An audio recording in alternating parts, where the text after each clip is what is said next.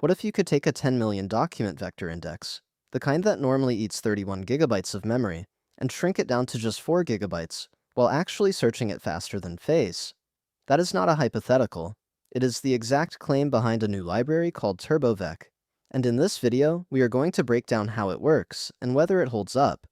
If you are building anything with embeddings, retrieval augmented generation, semantic search, recommendation, the memory cost of your vector index is probably one of your biggest infrastructure bills.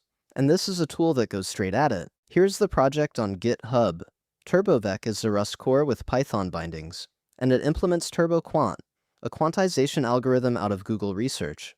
It has already pulled in over 10,000 stars, it is MIT licensed, and the value proposition is sitting right at the top of the RADME. Take your embeddings, compress each one down to 2 or 4 bits per dimension, and search them without ever decompressing back to full floats. Let's start with the headline, memory. A single OpenAI-style embedding with 1536 dimensions takes 6,144 bytes as float 32.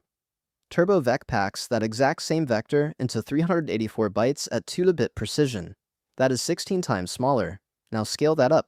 A corpus of 10 million vectors that would demand 31 gigabytes of RAM as raw floats collapses to roughly 4 gigabytes, small enough to hold your entire index in memory on a single laptop instead of sharding it across a cluster.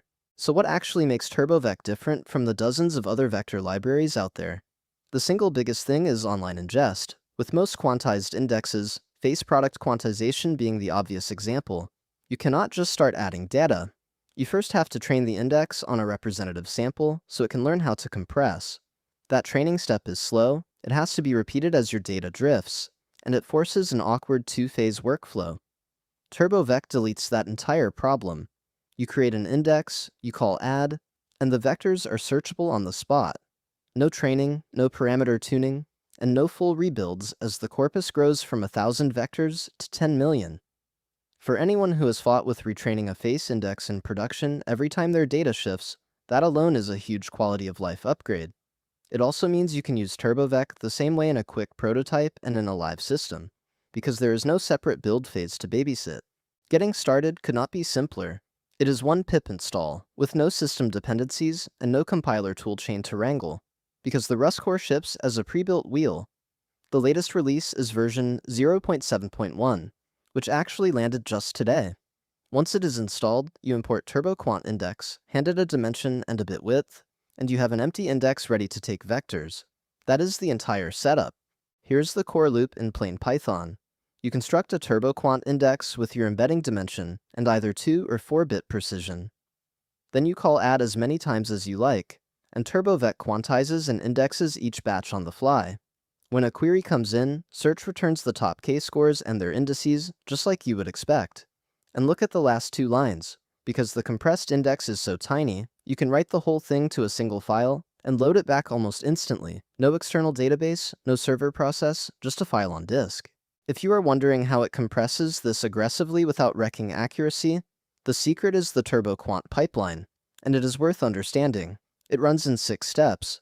First, it normalizes each vector and stores its length separately. Second, it applies a random rotation, which is the key trick. Rotating the vector forces its coordinates into a smooth, predictable statistical distribution. Third, it calibrates each coordinate to that distribution on the very first batch you add. Fourth, it quantizes using Lloyd max boundaries, 4 buckets for 2-bit and 16 for 4-bit. Fifth, it bitpacks everything tight. And sixth, at query time, handwritten SIMD kernels, Neon on Apple Silicon, and AVX512 on Intel, score those packed codes directly, never expanding them back to floats. That last point is the performance secret. Decompressing vectors back to float 32 before comparing them is exactly what kills most quantized indexes, so TurboVec just does not do it. It compares the tiny packed codes as they are, which is why it can be both smaller and faster at the same time instead of trading one for the other. Real applications need stable identifiers and filtering, and TurboVec has a second index type for exactly that. IDmap index. Instead of returning array positions, you attach your own 64-bit IDs with add with lattice IDs, and search hands those same IDs straight back. You can remove a vector by its ID at any time, but the feature that really matters for production is the allow list. You can pull a set of IDs from your own database, say every document that belongs to one customer, pass that array into search, and turbovec will only consider those vectors. That is metadata filtering and multi-tenancy built right into the search call, with no bolt-on filtering layer. Now, heavy compression is easy if you are willing to sacrifice speed or accuracy. TurboVec refuses to do either. On an Apple M3 Max, it beats FAISS FastScan, the fastpath most people benchmark against, by 12 to 20% across every single configuration the author tested. On Intel Xeon server hardware, it wins every 4-bit configuration by a smaller but consistent margin. And here's the part that surprised me. Recall actually improves.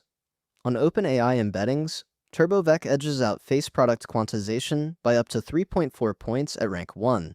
So you are getting something smaller, faster, and more accurate all at once, which is not the trade-off curve you usually see.